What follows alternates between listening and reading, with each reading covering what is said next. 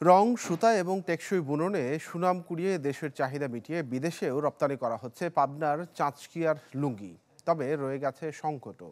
রং এবং সুতার অব্যাহত দাম বৃদ্ধিতে প্রতিযোগিতায় টিকে থাকায় দায় হচ্ছে তাঁতি এবং শ্রমিকদের। পুরানো দিয়ে নতুন নিতে আজই চলে আসুন আপনার নিকটস্থ ওয়ালটন শোরুমে।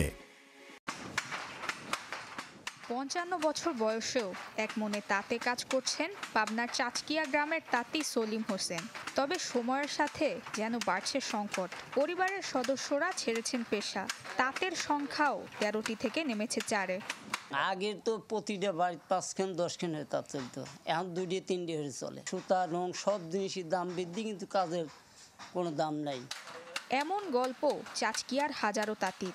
ঐতিহ্য হারাতে বসেছে হাতে টানা মেটে তাঁতের। সংকট বাড়িয়েছে অব্যাহতভাবে কাঁচামালের দাম বৃদ্ধি। রয়েছে লোডশেডিংয়ের সমস্যাও, ফলে কমছে মুনাফা। রঙের দাম কিছু কিছু বেশি, সুতার দাম পাউন্ডে ১০-১৫ টাকা বেশি। তাঁতিদের বেচা কেনা নাই। এই কারেন্টে এমন ডিস্টার্ব শুরু করেছে যে আমাদের পাওয়ারলুমগুলো দিন ৫ ঘন্টাও চলে না। দিনে ২টা লুঙ্গি বুনাইতে আপনার ৭ ঘন্টা লাগে যাচ্ছে। ৭ ঘন্টায় মাত্র ২৬০ টাকা হচ্ছে। এই কাজ কে করবে বলেন? অল্প পুঁজিতে ইম্পোর্ট এক্সপোর্টের কাজ তাঁতিদের পক্ষে সম্ভব না। অভ্যন্তরীণ বাজারের পাশাপাশি বিদেশেও রয়েছে পাবনার লুঙ্গির চাহিদা। উদ্যোক্তাদের দাবি তাই সহজ শর্তে ঋণ।